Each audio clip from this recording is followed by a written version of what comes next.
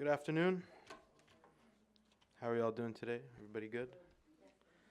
Thanks again for coming here today. Again, as always, please silence the cell phones, vibrate, just so we can avoid any interruptions. My name is Muhammad. I'm the executive director here at the Jerusalem Fund and Palestine Center. On behalf of our board of directors and our staff, it's always a pleasure to have you here. And it's always a pleasure to also have everybody watching online, our invisible audience on the live stream. So thank you all. It's also a great honor to introduce our speaker today, Ben White, who will be speaking about his latest book, which is called Cracks in the Wall, Beyond Apartheid in Palestine-Israel. And just a little, actually, so we were actually trying to have Ben on Skype because he's so far in the UK.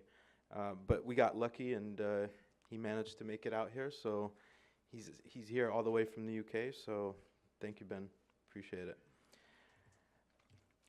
After decades of occupation and creeping annexation, Israel has created an apartheid system in historic Palestine.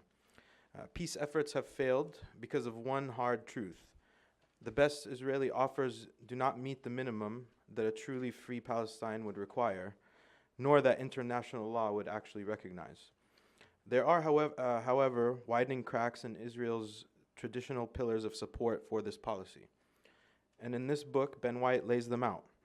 Opposition to Israeli policies, he shows, are growing within Jewish communities and among Western progressives, while the rise of populist movements around the world has confused traditional party lines on the question, and the Palestinian-led boycott campaign continues to gain momentum.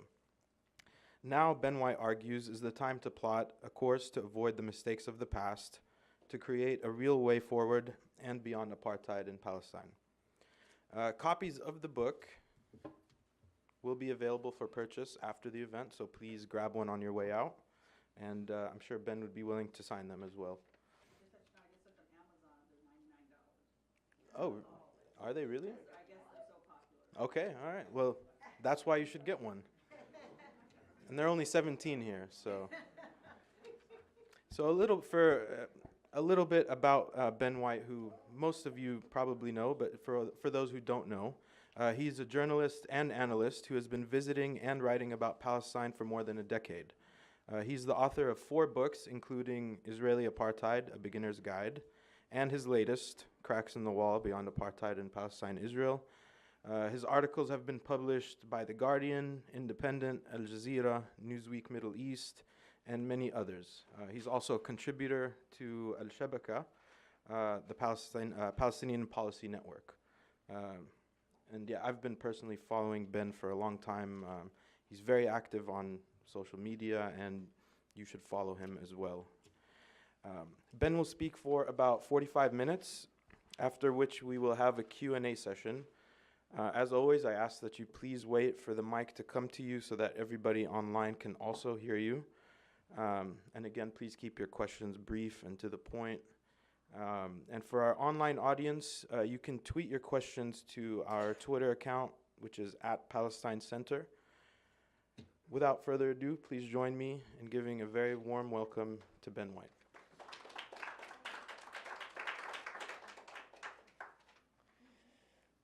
Good afternoon, everybody, and thank you to Muhammad for the kind introduction, and thank you for the invitation to join you here today and share something about this new book. As Muhammad said, there'll be a time for Q&A afterwards, so as I kind of brush through the main arguments of the book, feel free to keep in mind anything you'd like me to come back to, or stuff that I haven't touched upon that you'd like me to discuss as well.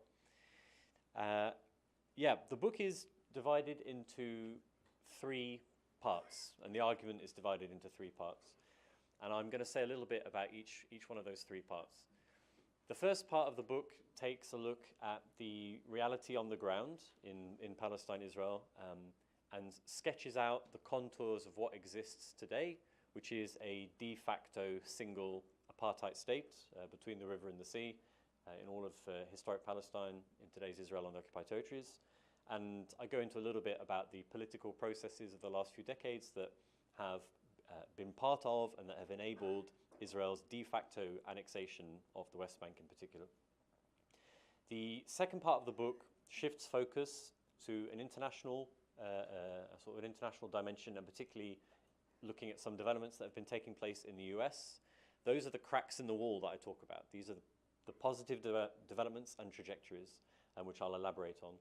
And the final part of the book turns back to the land itself and makes an argument drawing on and inspired by people who've been making similar arguments for some time, that what's necessary now is to think about the transformation of a de facto single state into a single democratic state. So that's the broad brushstrokes of how I'm going to talk today about the argument of the book. But I'm going to begin with the reality on the ground. And I started chapter 1 at a couple of points. I'm going to read some short extracts from the book. I started chapter 1 with recounting something that took place, some events that took place in 2010, which for me were personally quite instructive in terms of thinking about what's the reality on the ground compared to how it's sometimes discussed.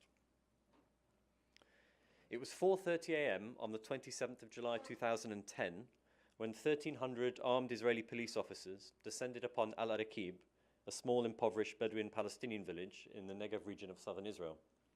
After blocking the entrance to the village, Israeli forces, including mounted cavalry, bulldozers and helicopters, forcibly removed residents from their homes, including children and elderly people. By the end of the raid, the Israeli authorities had destroyed some 45 homes, leaving more than 300 people homeless, half of them children under 16 years old. The bulldozers did not spare animal pens and chicken coops, and hundreds of trees were uprooted for replanting elsewhere. Just 2 days before the pre-dawn raid on Al-Araqib, Israeli Prime Minister Benjamin Netanyahu told government colleagues that a Negev, quote, without a Jewish majority could constitute a palpable threat to the state. Just a few days before the bulldozers went to work in Al-Araqib, a similar scene had played out in the West Bank, as Israeli authorities tore down Palestinian homes en masse in Al-Farasiyah, a herding community in the northern Jordan Valley. On the 19th of July, Israeli forces invaded the village and destroyed more than 70 structures in one fell swoop, including homes, stables, sheds, water tanks, 2 tons of animal fodder, fertilizer, and wheat. The piles of rubble and twisted metal left in Al-Araqib and Al-Farasiyah over a few days in the summer of 2010 were a microcosm of the grim reality that has taken shape in Israel and the occupied Palestinian territory. For both Palestinian citizens in the Negev and Palestinians in the West Bank under military rule, Israeli authorities carry out displacement and dispossession with a rubber stamp of due process. The green line, the post-49 armistice line distinguishing between territory held by Israel before and after 1967, has been erased in practical terms, and the reality on the ground is that of a single regime. Now, I'm sure that people here today or watching online will be familiar with aspects of what this de facto single apartheid state means for Palestinians.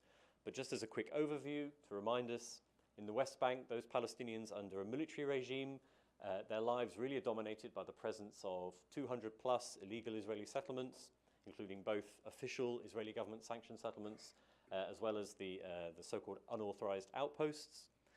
In East Jerusalem, again, Palestinians, almost all of whom who have got Jerusalem ID, not Israeli citizenship, have their lives characterized by systematic discrimination, particularly with respect to land and housing and so on.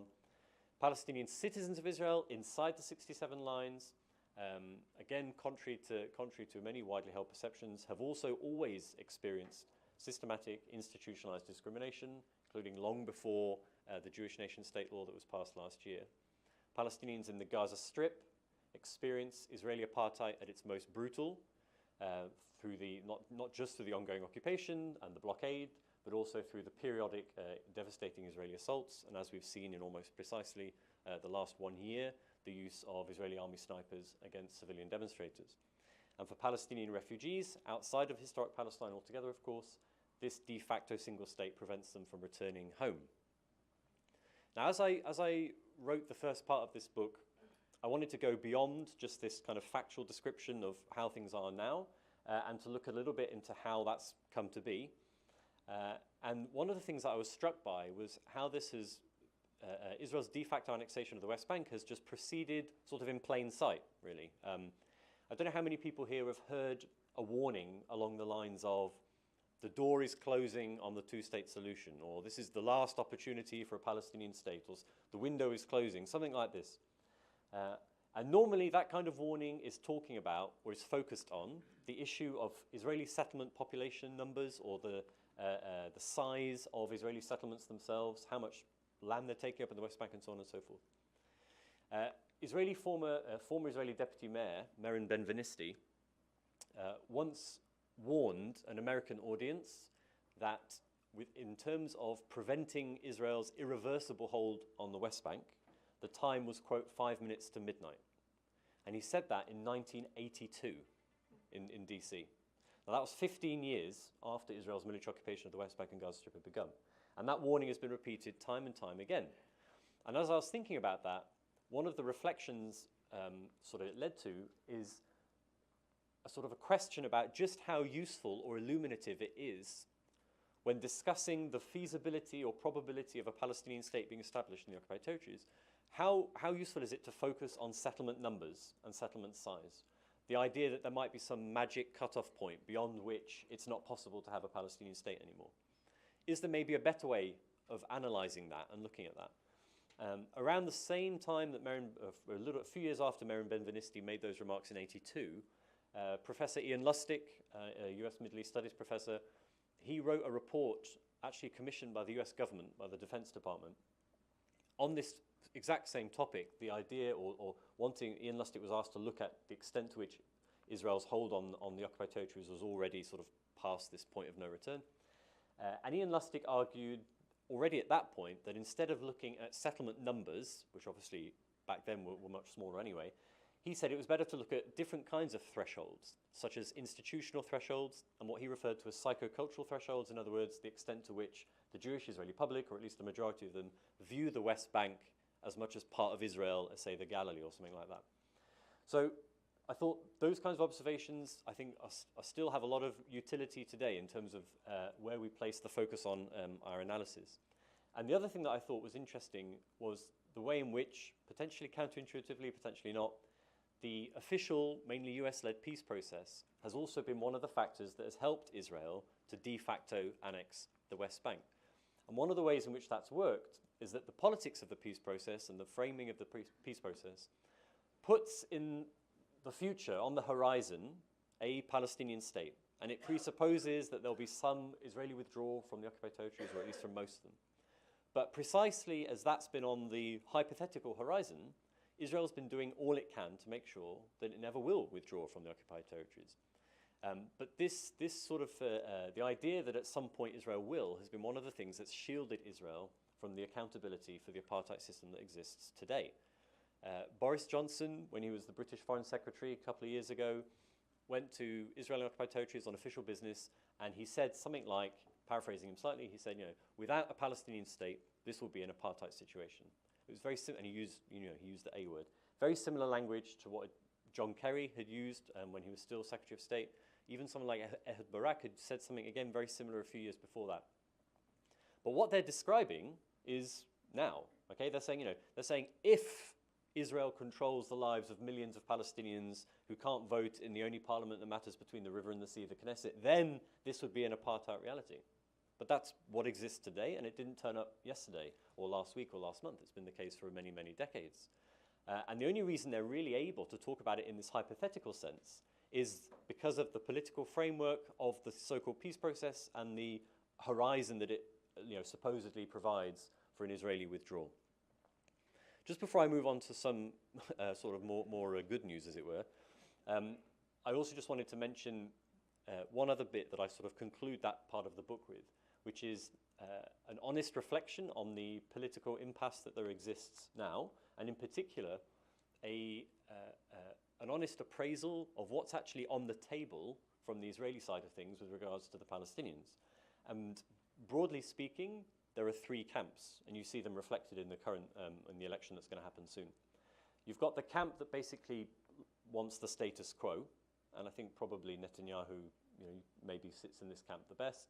I mean, these are not hard and fast boundaries, but you've got the camp that likes the status quo. It thinks that there's nothing particularly wrong about the status quo. There are advantages, there are risks to making any radical changes, and so on and so forth.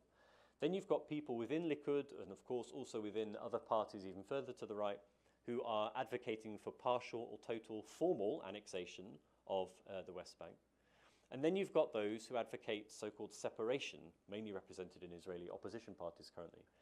And I say they're advocating separation, not Palestinian statehood, because in the main, those elements are not talking about the parameters or contours of a genuinely sovereign Palestinian state or Palestinian self-determination, but are instead offering a model from their point of view of separating Palestinians from the Jewish Israeli citizenry and population. So that's really what you've got on the table. You have status quo, annexation, and separation.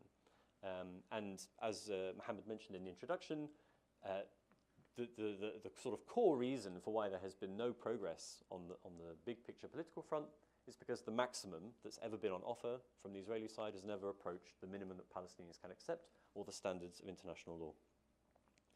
So I'm going to skip now onto the second part of the book, because having looked a bit at that grim reality, I then shift focus to this I guess more exciting or positive trajectories that are taking place everywhere, or internationally speaking, but particularly in the US. And the argument is that these cracks in the wall, these developments, individually but also especially taken together, won't necessarily, but can threaten and undermine Israel's ability to perpetuate and maintain the status quo. So the first crack in the wall that I look at is the fragmentation and divisions that are taking place in the American Jewish community over Israel, over the Palestinians, over even Zionism itself. There's a lot of ways in which that is manifesting. Part of that is not actually very recent at all, although it's tended to generate more headlines in sort of the last few years. But these are long-standing developments in many cases. They're not all related either, actually, to the so-called conflict, but are also related to issues of religious pluralism and things like this. But in terms of how it pertains to Palestine, there are significant things taking place. I'll just read out a brief little extract from the chapter that I wrote looking at this, because it was just a useful microcosm of what's happening. So this is looking back to the summer of 2017. In June 2017, the 50th anniversary of Israel's military occupation of the West Bank and Gaza Strip provided an insight into elements of the current divide. For some, it was an occasion of unabashed celebration, while for others, the anniversary marked the start of the occupation and remains a deeply complicated and conflicted milestone, quote unquote, and some saw nothing at all to celebrate. On the one hand, 4th of June saw a New York Celebrates Israel Day with a parade down Fifth Avenue and a Celebrate Israel festival sponsored by the Israeli-American Council. On the other hand, the Young Jewish American Group, If Not Now, organized public demonstrations all across the country designed to force the American Jewish community to reckon with what it means to have supported the occupation for the past 50 years, end quote. Two very different delegations were also a microcosm of this divergence. One saw the former British Chief Rabbi Jonathan Sacks lead a trip that included participation in the March of the Flags on so-called Jerusalem Day and a dance with Israeli soldiers in Hebron. That same summer, more than 100 activists from Jewish communities abroad, mainly the US, participated in a Samud freedom camp to rebuild a demolished Palestinian community in the West Bank. So you can see institutional manifestations of these fragmentations with the emergence over the last decade or so or more of groups like J Street, groups like Jewish Voice for Peace. I mean, not all of these developments and phenomenon should be viewed uncritically by Palestinians and their allies, but they are all significant with respect to the opportunities that they are providing and the impact that they are having on wider processes. The second crack in the wall that I talk about, and I'm going to give an example of how these all relate to each other in a moment. The second crack in the wall is the end of the era, or the ending of the era, of uncritical bipartisan support for Israel in DC amongst Democrats and Republicans. And again, this reflects trajectories that are not new, that have been going on for some time, but are now starting to come to the fore, reflecting grassroots organizing by Palestinians and their allies in the US, reflecting also the kind of radicalization of elements of the Republican base too, including, of course, Christian Zionist support for Israel. But now the data is overwhelming, right? Now, and this is a topic that has started to, in the last sort of year or two, especially, gain mainstream coverage, mainstream awareness. The polling is part of this data, and there is regular polling that looks at what, you know, the Democratic voter, the Republican voter, what they think about Israel, what they think about the US's relationship to Israel and the Palestinians, and that divergence is obvious in this polling. One poll that I included in my book, which I thought was particularly striking, was a poll conducted by YouGov, published in the New York Times in early 2017. And American adults were asked to rate whether a country was an ally or enemy of the US on a 5-point scale. Israel dropped to 16th place from 6th in 2014, so just 3 years before that, a significant enough development.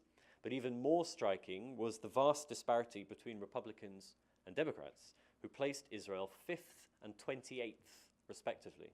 Okay? I think almost an unparalleled or unique disparity with respect to perceptions of a country's relationship to the US. One of the, as I was writing this book in 2017, one of the things that took place that for me epitomized and embodied a lot of these developments that are taking place, and actually acted as a catalyst for them too, was the nomination by Donald Trump of David Friedman to be the US ambassador. Now it embodies, that whole story embodies actually the negative trajectory on the ground in terms of Friedman's support for the settlement enterprise and how the Trump administration is pursuing clearly a variety of policies that are designed to rubber stamp the de facto single apartheid state. But the nomination also embodied some of the positive developments in terms of the response to it. And Friedman's confirmation hearing, which some of you may remember in the Senate, was, you know, admittedly I'm not familiar with the history of all ambassadorial Senate confirmation hearings, but my sense was that this was a reasonably unusual event, and it's what I begin the whole book with in the introduction. It was a Senate hearing like no other. David Friedman, US President Donald Trump's nominee for the position of ambassador to Israel, had been speaking for about 20 seconds when he was loudly interrupted by a man holding a Palestinian flag. Mr. Friedman also said that Palestinian refugees don't have a claim to the land, don't have a connection to Palestine, the man shouted. My grandfather was exiled, was kicked out by the state of Israel. As he was led out by police officers, Tahir Herzallah of American Muslims for Palestine managed one last parting shot. We aren't going away, Mr. Friedman. We are there, we are there now, and we will always be there. Palestinians will always be in Palestine. After an awkward silence, Friedman resumed, but this was just the first of a series of interruptions. 2 minutes later, fellow AMP staffer Karim El-Husseini stood up and protested Friedman's support for Israel's illegal settlements in the West Bank.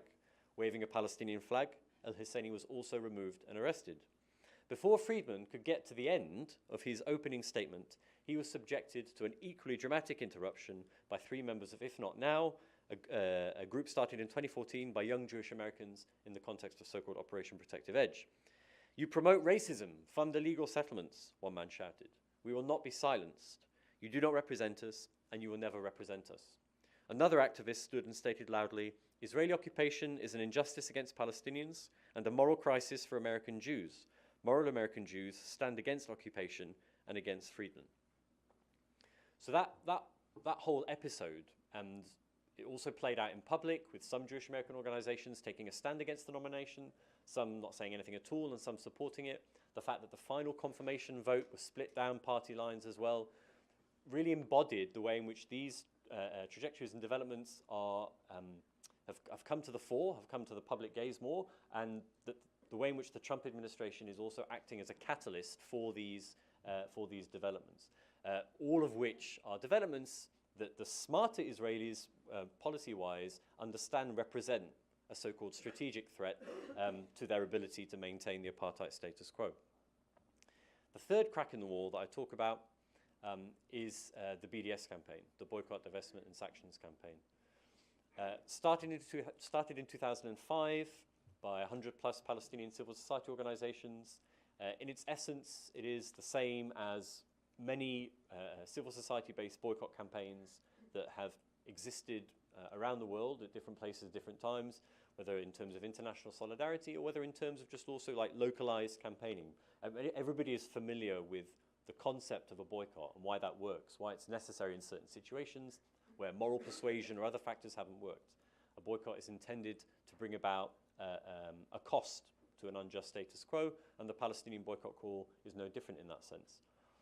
The BDS movement was launched with 3 demands that intentionally did not refer to a future political framework, 1 state, 2 states, but referred instead to Palestinian people's rights. They referred to the demand for an end to occupation and the dismantling of the apartheid wall, the right for Palestinian citizens of Israel to live without systematic discrimination, and the right for Palestinian refugees to return and have compensation. And since the launch of that campaign in 2005, it's become a genuinely global civil society-based campaign with support in labor movements and trade unions, cultural workers, artists, academics, students, and also just amongst local communities where people have rallied, for example, where a local authority is tendering a contract and you want to make sure that a company that is complicit in, for example, the settlement enterprise doesn't win a particular bid. So that campaign has grown, and in my opinion, misguided, either disingenuously or otherwise, misguided critiques of the BDS campaign focus on the way in which the Israeli economy is robust and examines the impact of the BDS campaign purely from an economic perspective. To my mind, that's a misreading of actually the strategy, indeed, and the politics of the BDS campaign. Of course, ultimately, it is about having an economic impact. The S in BDS is for sanctions, and the idea is, and that's something that states have to ultimately impose. But the BDS campaign was intended to and has achieved important things with respect to, for example, discourse. Okay, it's made the discourse about rights. It's introduced a discourse that looks at the situation not in terms of, say, state building, or it struck a blow against the sort of the false symmetry discourse by providing people with analysis that focuses more on settler colonialism and apartheid and occupation. It's energized solidarity campaigners, and I think it's particularly important actually at a time when there is also internal crises in the Palestinian arena, and where it's difficult for people to actually look to see sort of who to take a lead from, and by framing it about rights, by making it about accountability, it gives people something to do, something important and substantive to do, irrespective of internal Palestinian political dynamics as well. And as that's grown, Israeli officials and pro-Israel bodies sort of woke up to the threat it poses, threat in inverted commas, because yes, it is a threat, but not in the way that it's portrayed, but in the sense that it's a threat to the apartheid status quo. And over the years, recent years, a reasonable amount of resources have been mobilized by the Israeli state to try and counter the BDS movement. And at a sort of discursive level, the main tactic has been to associate or smear the BDS campaign as either a form of quote-unquote extremism or as a form of quote-unquote anti-Semitism. Personally speaking, I think the main reason why it's seen as a threat is because of its focus on accountability. Israel has been able to dispossess, dehumanize Palestinians for decades because of impunity, because of the fact that it's enjoyed impunity in many different sort of ways that that's manifested itself. And the BDS campaign is about ending that impunity. It was intentionally launched a year after the International Court of Justice's advisory opinion on the illegality of the apartheid wall, and the fact that despite that and many other resolutions and legal opinions, there is a lack of enforcement. So those 3 developments that have been taking place, to differing ways, long-standing developments, but starting to come to a fore, and particularly into public consciousness too. The divisions and fragmentations in the Jewish American community, the Democrat-Republican split, and in fact the wider political polarization on this issue that is a part of, which is also taking place in other countries, and the BDS campaign. Those are 3 developments that are not just causing Israel problems in the short term, but actually I would suggest are genuine, or provide a genuine risk for Israel and undermine traditional pillars of Israel's support.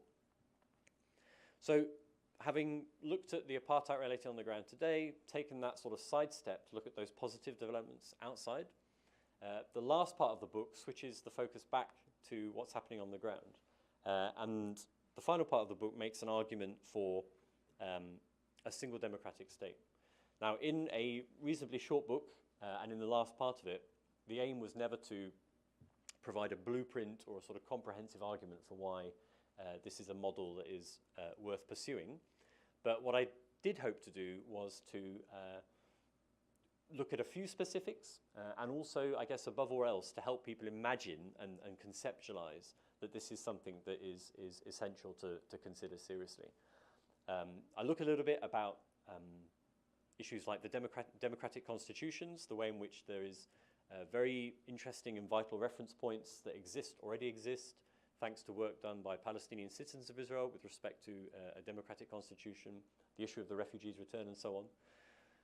For me personally, when I've engaged with this issue, the issue of the refugees' return has been one of the most important ones for me in my own education process and thinking about sustainable and just models sort of going forward. And I'll just read out a little bit from this last chapter that touches upon that. This end chapter is called Self-Determination, Not Segregation. When I went to Palestine for the first time in 2003, I broadly understood the Palestinian question in terms of a struggle against military occupation and for statehood. One day I was speaking with my students after an English class in Bethlehem, and a resident of Dahisha refugee camp asked rhetorically, "Why can't I go home?" And what I realized then, and my understanding of this truth has only deepened since, is that this question remains in the air, a stark, unanswered challenge, no matter how many efforts are made to smother it. For the State of Israel and the Zionist movement, the return of Palestinian refugees constitutes the undoing of the miracle of the Nakba, an end to the Jewish majority created through displacement and discrimination. Seen outside the lens of this demographic anxiety, however, the power of the Palestinians' return is transformative rather than destructive.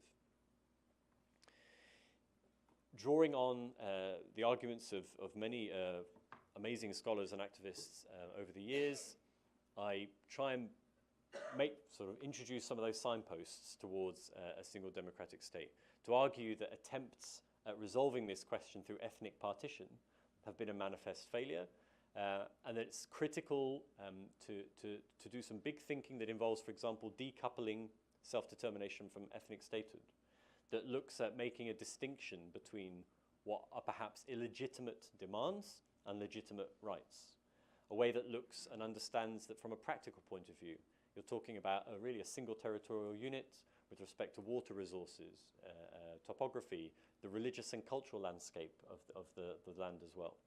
And that really, as I was saying with some people before, that from the point of view of practicalities, I would say that the burden of proof lies more on those who are advocating partition of the land and a two-state solution to prove that that is in fact practical.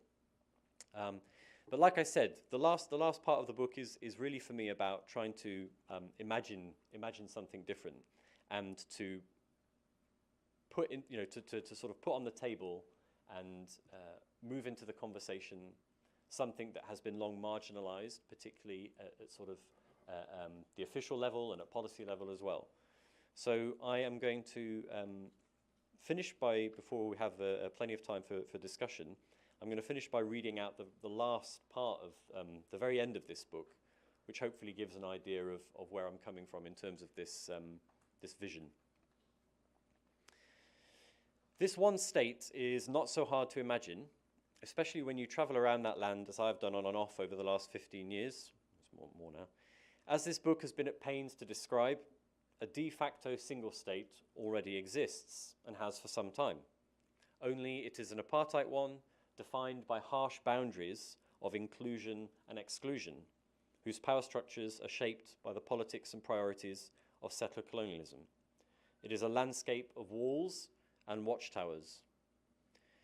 Yet these visible and concrete divisions can, counterintuitively but undeniably, speak to and evidence a kind of intimacy, albeit one that has for decades now been of a dark sort, the closeness of a colonizer and colonized, master and slave. And it is precisely in the acknowledgement of this bond, through an unflinching inventory of what Zionism and the State of Israel has meant for the Palestinians, that it is possible to imagine the transformation of the settler and native into citizens. A book which moved me very much when I first read it is Mourid Barghouti's memoir, I Saw Ramallah, based on the poet's return to Palestine after an enforced absence of some 30 years. Quote, "When Palestine is no longer a chain worn with an evening dress, an ornament or a memory or a golden Quran, Barghouti recounts telling a friend. When we walk on Palestinian dust and wipe it off our shirt collars and off our shoes, hurrying to conduct our daily affairs, our passing, normal, boring affairs, when we grumble about the heat in Palestine and the dullness of staying there too long, then we will really have come close to it. Later he writes, the Palestinian has his joys too. He has his pleasures alongside his sorrows. He has the amazing contradictions of life because he is a living creature before being the son of the 8 o'clock news. A single democratic state thus offers something extraordinarily ordinary, the prospect of Jewish Israelis and Palestinians escaping what Edward Said called the iron circle of inhumanity created by the radical Zionist distinction between privileged Jews in Palestine and unprivileged non-Jews, moving beyond apartheid and instead cooperating and arguing, loving and hating, praying and protesting, working and resting, living, in other words, as equal citizens of a shared home. Thanks very much.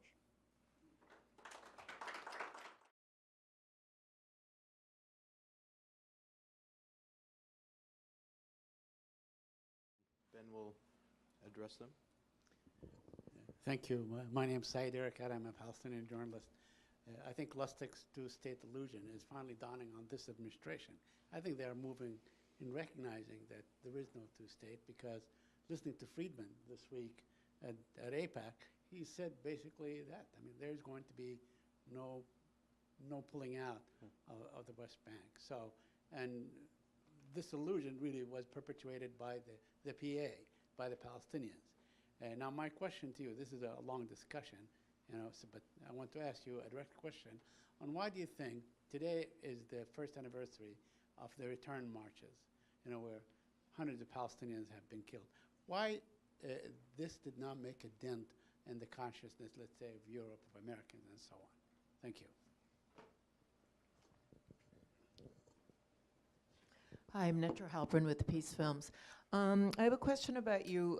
In the beginning, talked about the third camp, which was separation, and then I didn't understand what you meant by that. And then the second one is, what about recent discourse, such as Congressional Representative Ilhan Omar saying that AIPAC's all about the Benjamins, and then everybody decided that she was anti-Semitic for calling out a lobby on using money. I'll take one more maybe if there's another one at the same time at the back. There's one at the back. Hi, I'm Andrew Harrod. I'm an independent researcher and writer. How do you envision supporters of groups like Hamas or the Al-Aqsa Martyrs Brigade that operates under the Palestinian Authority's pay-to-slave program living and loving with Jewish Israelis in any future single state, given, for example, as documented by Israelis, that Palestinian schools, or the textbooks used there, are just filled with all sorts of violence promoting and anti-Semitic content. Okay, so why, to take the first question, why would the events of the Great Return March not have made a dent in European governments' consciousness? Not only government, organizations, Yeah. political parties, and so on. I mean, Israel is a gangster state, and it has a bunch of killing methods that keep killing unarmed Palestinians. And you would think that would make a dent in the consciousness of the world, but it has not for some reason. Yeah, so the events of the last 1 year of weekly marches inside the Gaza Strip, an occupied, blockaded enclave, fenced in. The restrictions go back to the 90s, late 80s actually. The events of the last year have been particularly horrific. Well-armed, well-defended Israeli army snipers lining up and shooting through a militarized fence at protesters the other side. Many children amongst those who have been killed or have lost limbs, journalists, medics, all copiously documented by Palestinians themselves, as well as Israeli and international human rights groups. As sort of horrific as that particular, as those particular events have been, you can't really say that, you can't really say they're more or less horrific than, for example, the policy decision that the Israeli authorities took to target Palestinian family homes in 2014, when dozens of Palestinian families in the Gaza Strip lost multiple members of their family in Israeli strikes. It's hard to say whether that's, again, more or less horrific than maybe just something that seems more mundane or routine, but like expelling a family from their home that they've lived in for generations so settlers can move in. And so I suppose the point I'm trying to make is that you can really ask that question about a whole host of horrors that have taken place over the years and decades. And I think, at least from the point of view of, say, in European countries, there is a well understood and a well-known disparity between public opinion and government policy on this issue, like there is the same disparity on other issues too. Someone asked me earlier today at a meeting I was at, do the European governments not know about the facts on the ground? And I think the clear answer to that is, of course, they know about the facts on the ground. They have people, they have officials on the ground, literally recording them. They are sent the documentation for this. And it's a question of the total lack of political will to do something about it. It's certainly not out of ignorance in most cases. So it's that lack of political will to hold Israel to account, and of course the benefits that are also perceived or do exist in economic terms, in military terms, so-called intelligence cooperation, so on and so forth. So it's a package that's hard to unpick, but ultimately the answer has to lie in popular pressure, right, and public pressure to change those things. So the separation camp that I talked about, okay, so if you look, for example, at the elections that are coming up now, the Israeli elections coming up now, obviously you have the main challenger to Netanyahu and to Likud is in the blue and white list, right, headed up by former Israeli military chief Benny Gantz and his Israel Resilience Party, united with Yair Lapid's Yesh Atid party, also along with Moshe Alon and Gabi Ashkenazi. Now, they haven't said a lot about the Palestinians, and to the extent that the blue and white list has a position on the Palestinians, it's this vague promise or idea that there should be more done to separate from the Palestinians. Right? Now, Yesh Atid, which has been around longer, have talked about that in more detail. In the last election, for example, Yesh Atid had a manifesto that talked to quite some depth about, from their point of view, the need to separate from the Palestinian population, even though, and I'm paraphrasing but using their terms and their language, even though this is all the land of Israel, right? But that Israel needs to withdraw strategically from parts of, quote unquote, the land of Israel, I mean, they're referring to the West Bank at that point, in order to separate from the majority of the Palestinian population. But what they're talking about is not the parameters of a Palestinian state. They're talking about a Bantustan solution, Palestinian autonomy in concentrated population sectors, Israel retaining so-called settlement blocks, which are always discussed but never defined in terms of their number or size in the West Bank, the Israeli retention of the Jordan Valley, Jerusalem, of course, remaining a united, eternal, undivided capital, and so on. So that Yesh Atid have been pushing that for a while, but now also you have this is also really the position of the Israeli Labour Party too. They're going into this election diminished, but similarly pushing the idea of separation. Now, the Israeli Labour Party do refer to it in terms of a Palestinian state, but not only are the parameters ones that you could dispute whether this would produce a sovereign independent Palestinian state, but also they're saying, oh, but it's not realizable for the time being, and the conditions under which it would become realizable are left vague or deliberately impossible really to materialize. So the strategic approach of this separation camp is not different from the status quo annexation camp in the sense that they believe Judea and Samaria and the West Bank to be part of the land of Israel and Israel's by right. The difference comes over to put it bluntly, the difference comes over what to do about the Palestinians. It also comes over, the difference is also in the perceived ability to maintain the status quo and still maintain good relations internationally, regionally, and so on. Okay, you have someone like Naftali Bennett, for example, believes that Israel can annex Area C of the West Bank and not face any serious consequences, internationally speaking, or even in the region, right?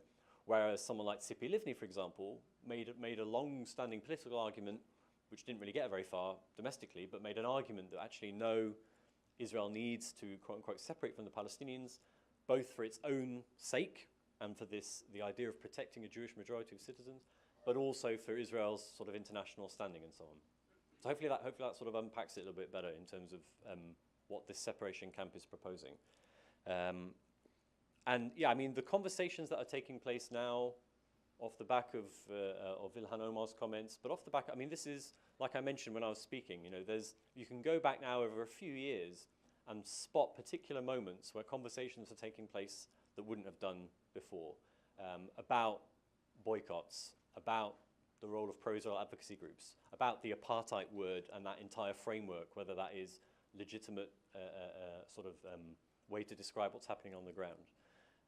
And there are spikes in those conversations based on specific events, but the trajectory from Israel's point of view is not a good one. The types of conversations that are taking place are not the ones that would have taken place 5, 10, 15 years ago. And they're the types of conversations that once they start, you can't really stop them. And then finally, all right, so quite a lot to unpack in that question. One thing that I think is worth remembering with respect to the allegations that are often made by the Israeli authorities and pro-Israel advocacy groups about so-called sort of curriculums of hate that the Palestinians are exposed to. I mean, in the last few days, weeks, just because it's my work to read about what's happening on the ground, I've read about Palestinian kids, being killed by the Israeli army. They are routinely dragged out of their beds in the middle of the night, put through a military court process. They've watched their relatives jailed. They've watched their land confiscated, their teachers harassed by settlers, and one can go on and on. So to the extent that Palestinian children are taught to hate at all, it's by the lived reality of living under a brutal apartheid occupation. Now, obviously, looking forward, the legitimate part of the question is to think about how two groups of people would be sharing a common state, right? And you could flip it around. You could say, well, given that you have mandatory military service in Israel, and given that that involves Israeli men and women learning how to shoot Palestinian civilian demonstrators and protect settlers as they attack Palestinian villages, how would it be possible for them to coexist with Palestinians in a single unitary state? And for me, like with other situations, because there's a lot of ways in which we sometimes assume this is an exceptional dynamic, but actually it's very similar to other settler colonial situations and other occupations, the issue of personal or communal relations has to follow after a transformation of political structures, and that's the thing that comes first. Not that it's easy or that it's simple, but that while you have a system that institutionally privileges one group at the expense of another, while one group controls and uses armed forces to colonize and suppress and so on, you are not going to produce positive communal relations. But that a dismantling of apartheid structures and a transformation of discriminatory structures, that's the foundation from which then to approach and repair where there has been hatred and mistrust and all those other sorts of things. Okay, next round. I'm Stephen Bennett. I'm with the Institute for Palestine Studies. A Gallup poll was recently released in the last few days showing that American support for a Palestinian state is at exactly 50%. It's the highest it's been since May of 2003, which I think is significant. It's also interesting that this polling was taken in the first 2 weeks of February, which is right around the time that Ilhan Omar was being attacked for her comments about AIPAC. I'm wondering what you can attribute this rise in support, American support for a Palestinian state to, and what insights you think you can draw from that.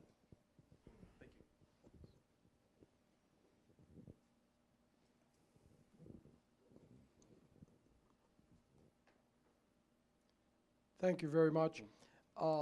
You've talked about the discourse not being to Israel's advantage.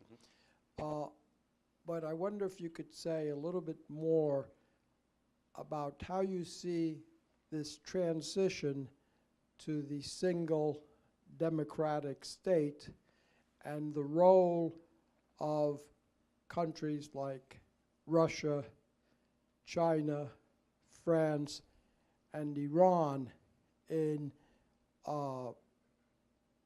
helping move events in that direction, or towards a solution that's acceptable to both sides.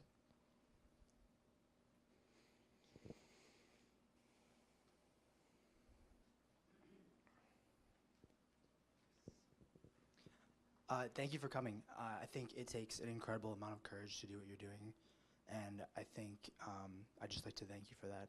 I think it's great. We should commend you for that. My question is basically kind of running with your metaphor.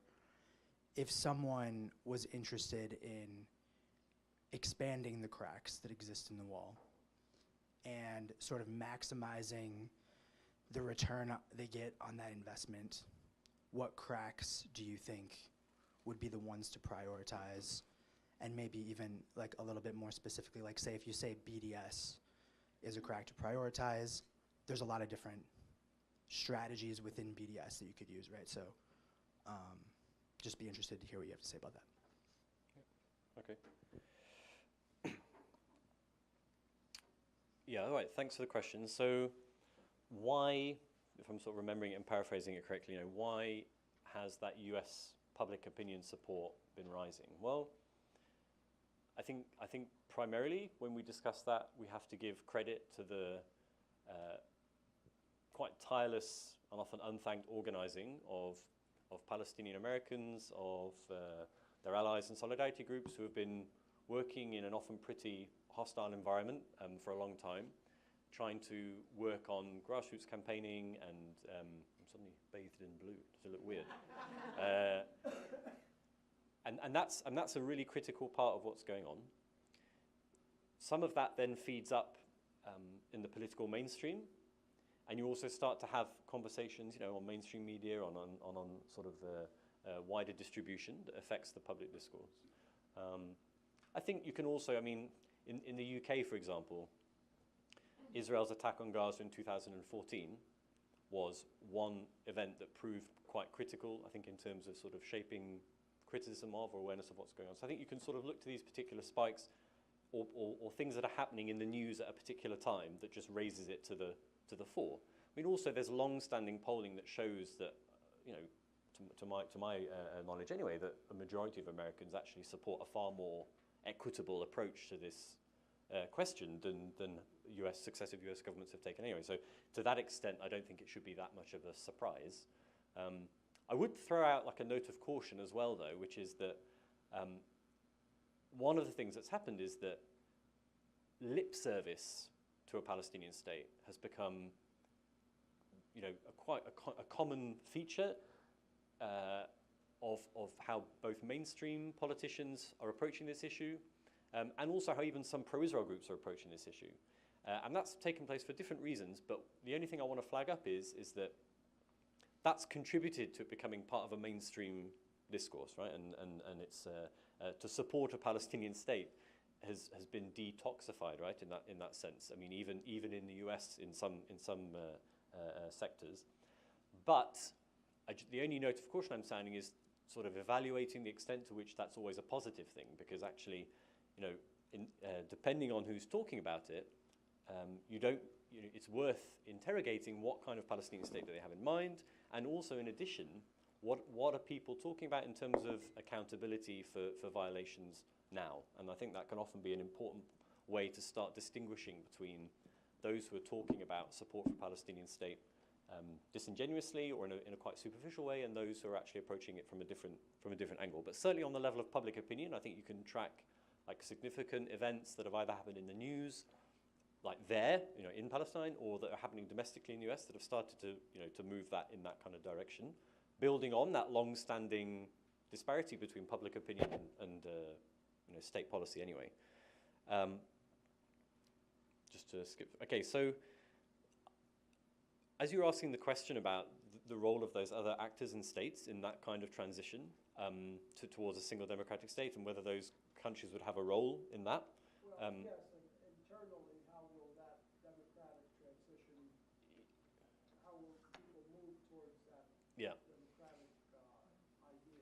So actually, as you asked that question, what came to mind, in terms of answering it, or in terms of what I feel like is the right kind of thing to say at this juncture, is actually to place the emphasis on internal Palestinian developments, because, and potential future developments, because those are really going to be, in my opinion, that's really the key arena where a lot of the questions that we have about what's happening on the ground and where things will go, including internationally, for me, that's the arena where those questions are going to find answers, but also where there is like,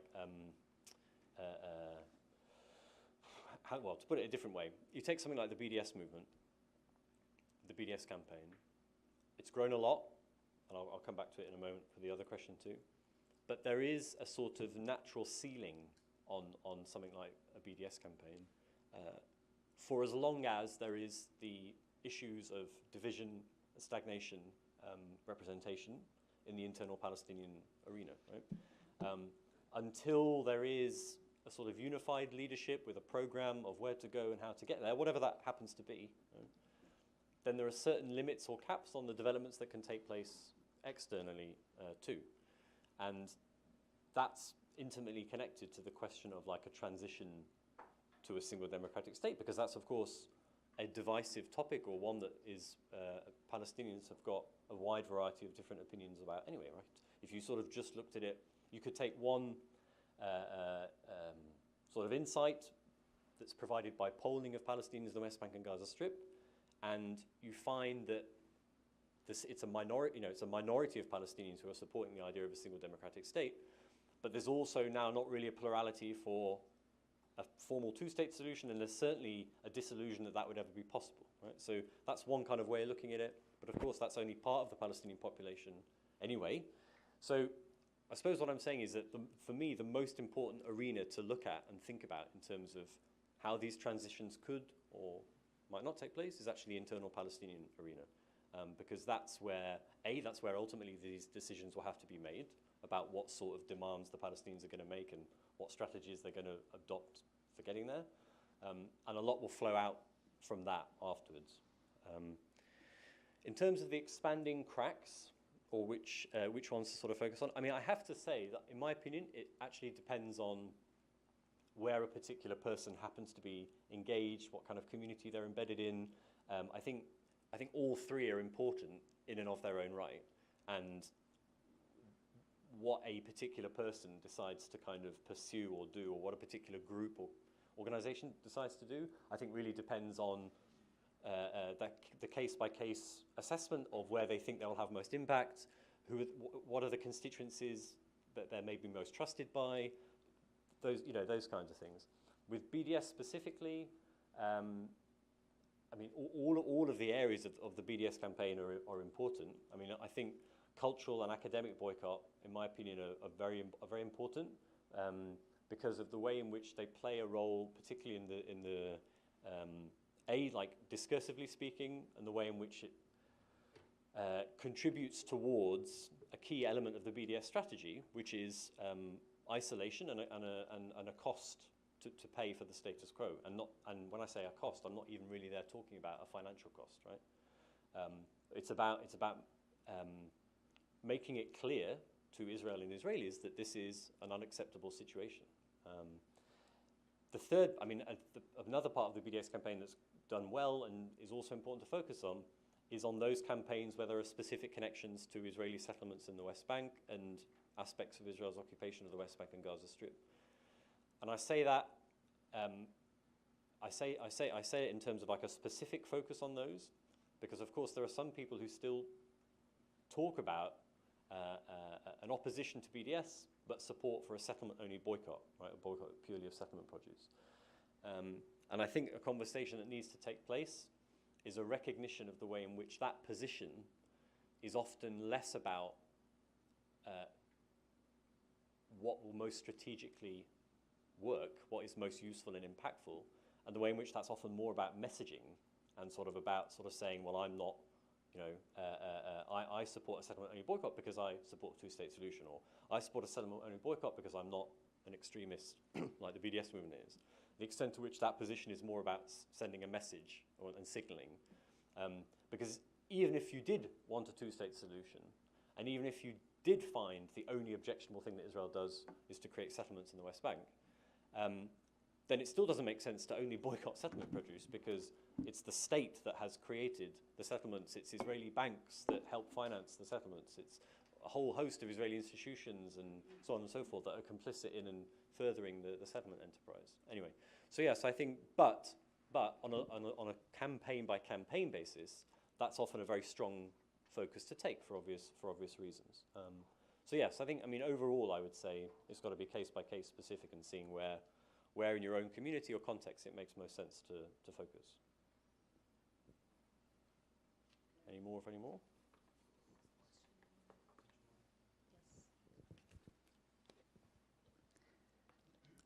Thank you.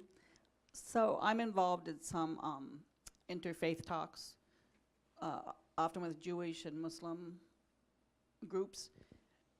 Often I get the pushback that there is acknowledgement that the current Israeli government has a big role in why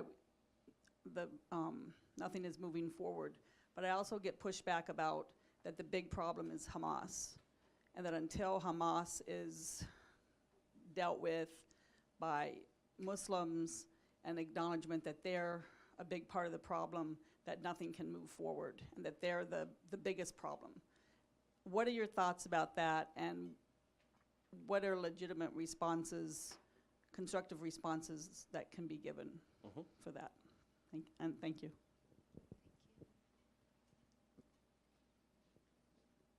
So another, yeah. Thanks for the presentation. There is a perception, and I think it's also the reality, of kind of a far more educated discourse about Palestine in Europe. This is kind of taking another run at Said's question.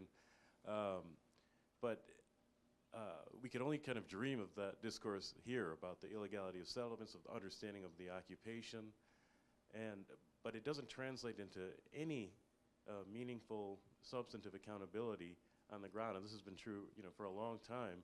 And you kind of contrast that with, I've been to Palestine in the past year, how bad things are on the ground. You have entire villages being threatened with demolition. You see the impacts of Nabi Salah and Berlin, houses being raided, the demolitions, the toll of the human rights abuses. So just, if you could give a little more insight about the European situation and the lack of any movement to meaningful accountability.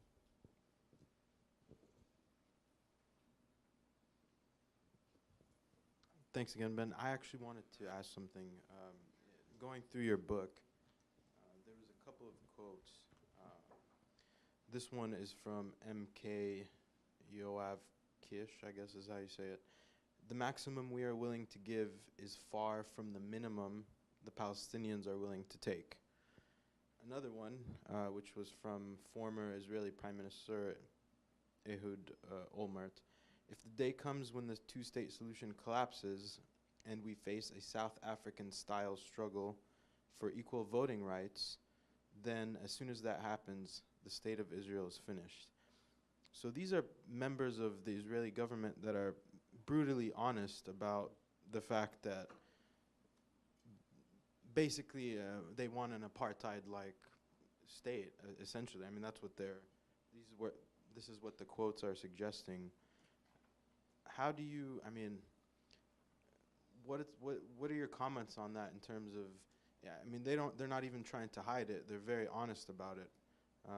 And what do you think about do you know anything about the Israeli public themselves? Do they agree with this? Because from these two quotes, it just doesn't seem, like the one by Olmert, basically, yeah, we don't want an equal, we don't want one state with equal rights for all. That's basically what he's saying. And then the other one is admitting, yeah, we're not going to give them what they deserve at the minimum. Does the Israeli public, are they in line with that? Yep. All right, so first up, the reference to the conversations that take place and the issue of Hamas comes up, and the idea that Hamas is the sort of the main problem or a central problem. I mean, I hope I mean, if you related it, if I understood correctly, it sounds like some of these people are also sort of suggesting that Muslims per se need to do something about it, which would be a terrible framing if that was actually what is sometimes said. But if we just sort of look specifically at the politics on the ground, I mean, Israel has always blamed or put the focus on whatever particular Palestinian faction or group or phenomenon at a given time. Right? Hamas is only, what, 30 years old or so. Before Hamas was public enemy number one, it was Fatah and the PLO and so on and so forth. So to that extent, it's clear from the timeline that if you're looking at what are the central causes or factors in the conflict, Hamas is a late comer to the situation and to the arena. But it's also not about having a conversation when one feels, in my opinion, that the priority is actually taking on a case-by-case basis what particular Palestinian faction does X, Y, or Z. I think if you're having a conversation in the US or in Britain or somewhere else, what you're really talking about is our governments and institutions' complicity in systematic human rights abuses and international law. Okay? Israel receives the military aid, not Hamas, right? Israel receives the diplomatic protection and so on and so forth from the US government, from the British government, and so on. So it's our taxpayers' money, or it's our governments that are making these decisions and are complicit in X number of violations. And the Great Return March is a great example of how people can get confused about this issue. I mean, I wrote something that was published on Al Jazeera yesterday, where it's looking at specifically how Israel has intentionally tried to manipulate and distort international law, international human rights law, with respect, and international humanitarian law with respect to the Great Return March protests, to justify the unjustifiable, to justify shooting Palestinian children, men, women, medics, journalists, hundreds of meters away the other side of a militarized fence. And of course, a big part of the public PR battle about that is talking about Hamas.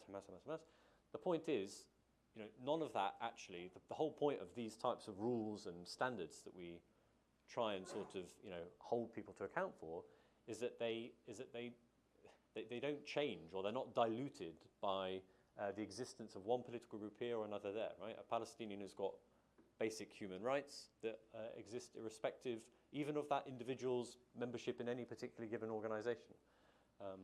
So I think in those types of conversations, I would personally place the emphasis on what is our responsibility, or what is our governments or institutions or communities' complicity and involvement in a particular situation, and on the need to stand up for basic standards of international law and human rights, which exist irrespective of which Palestinian group comes or goes or plays what role.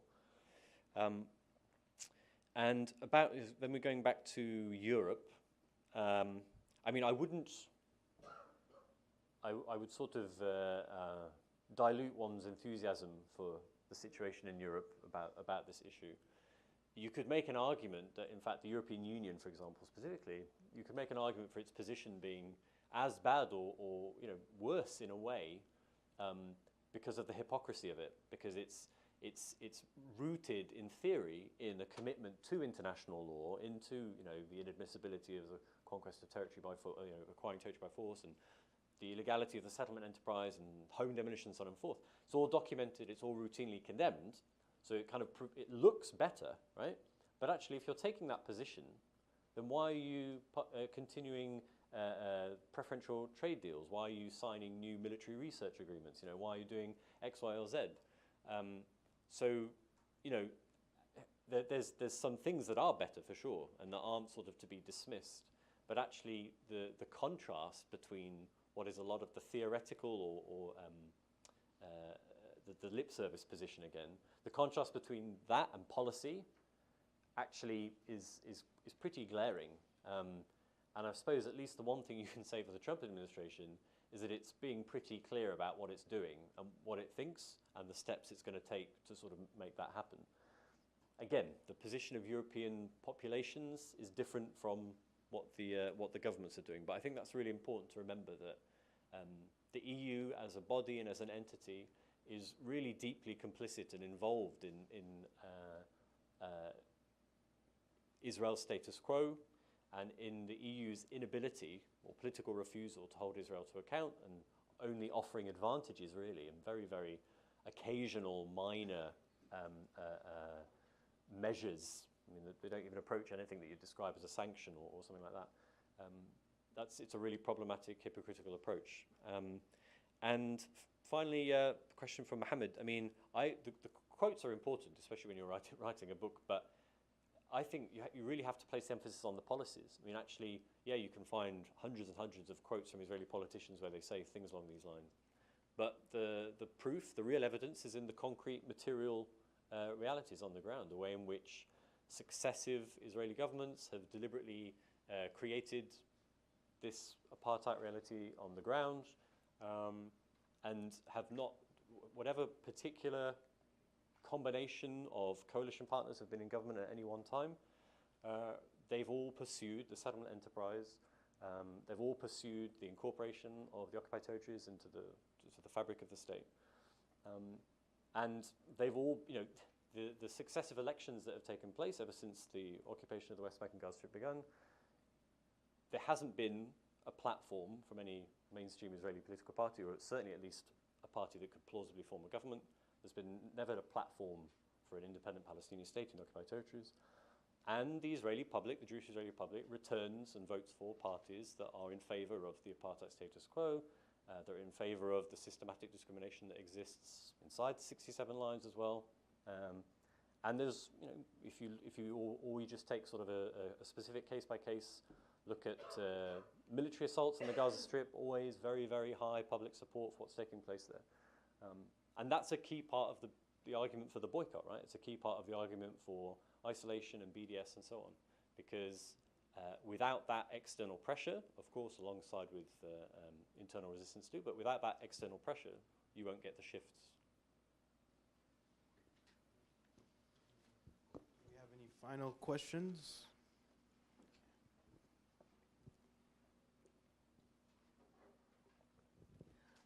It seems you're, in essence, proposing the dissolution of the Israeli state and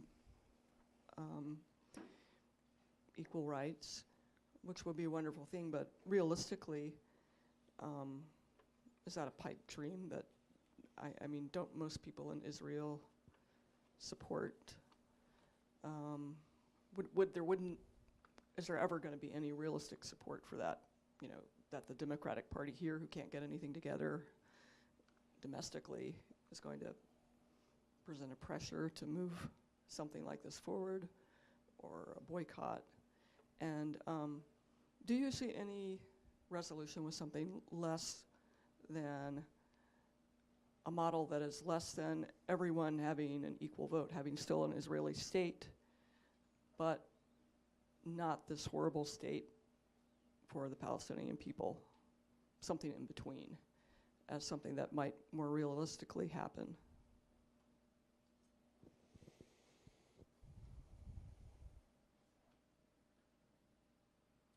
Should I go with that one? Yep. Actually, there's one more. Hi, thank you for speaking today.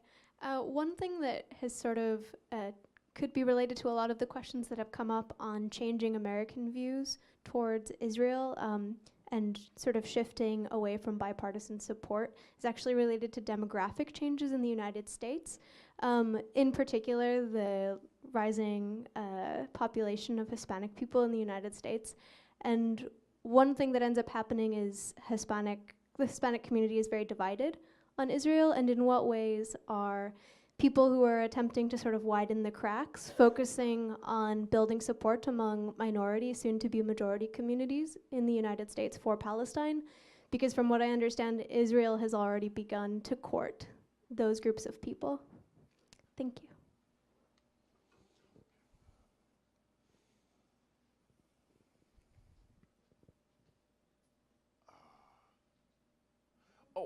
Yeah, I just had one more question. In the past, you've spoken of Israel having death marches for Palestinians. Could you describe where such death marches took place?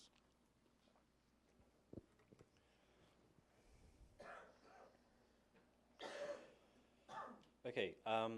So this first question, there's a lot, there's a lot to unpack, which there isn't, time for. But